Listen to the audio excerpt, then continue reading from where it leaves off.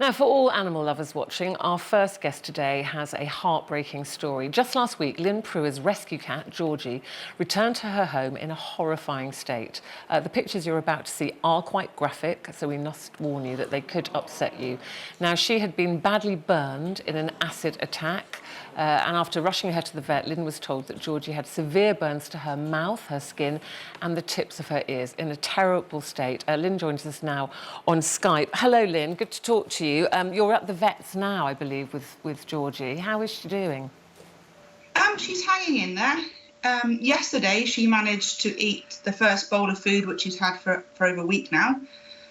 So that was an encouraging sign for us, because the day before that, she was looking pretty miserable, and we were wondering whether we were doing the right thing for her by trying to save her. But she's perked up since that last footage.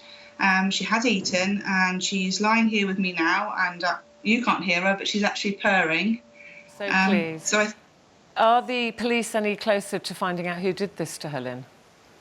Sadly not. I've done sort of 200 plus posters and been door to door to all my sort of immediate neighbourhood, because the feeling is that whoever has done this is fairly close to where I live. As a female 10-year-old cat doesn't tend to travel as far as a young Tom would. What do you think should happen to the person or people who have done this to her if they are caught?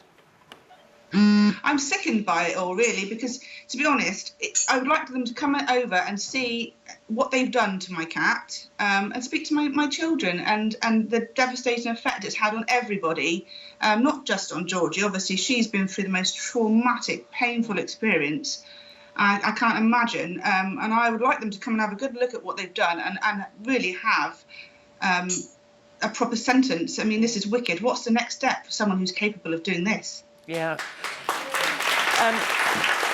Lyn, thank you very much. Just to say, I know a lot of very kindly people have been donating money because the vet's bills are extraordinarily expensive for you, and we here at Loose Women also would like to contribute £1,000 towards that.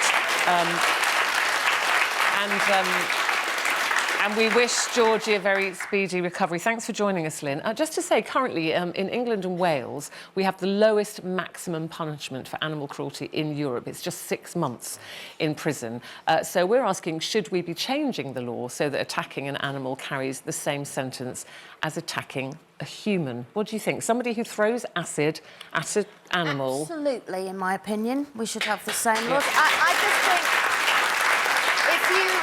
If you have that mindset that you can do something like that to any animal, torture it, watch it in pain, then you have no empathy for anything living. And so if you can do that to that animal, you can do it to a 2-year-old child, in my opinion. I just think you have something terribly, terribly wrong with you where you can find that in any way funny and not know the devastation. It's like Lyn says, you know, to some people who aren't animal people, they'll sit at home and go, oh, it's just a cat or it's just a dog. To most people, it's a massive part of the family. It's a living thing. So to me, the mindset of somebody that could attack an animal could do it to anyone. Living. And in fact, there's been a study by the Ministry of Justice has shown that a lot of the UK's most notorious kind of serial killers and criminals, violent criminals, did have a history of being cruel to animals. The Dunblane murderer, Thomas Hamilton, the Moors murderer, Ian Brady, James Bulger's killers, Robert Thompson and John Venables. You know, that there's a link that there's quite a sick mind that can harm an animal. Empathy gene, I don't think it. No. I think it is. But should it carry a life sentence? I think, of course, obviously the emotional reaction is yes. And, of course, because it is horrific, it's cruel, God knows what else it would lead to.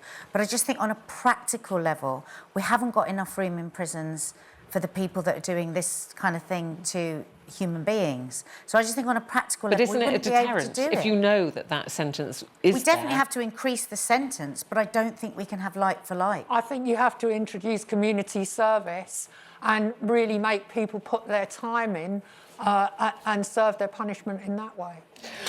Yeah.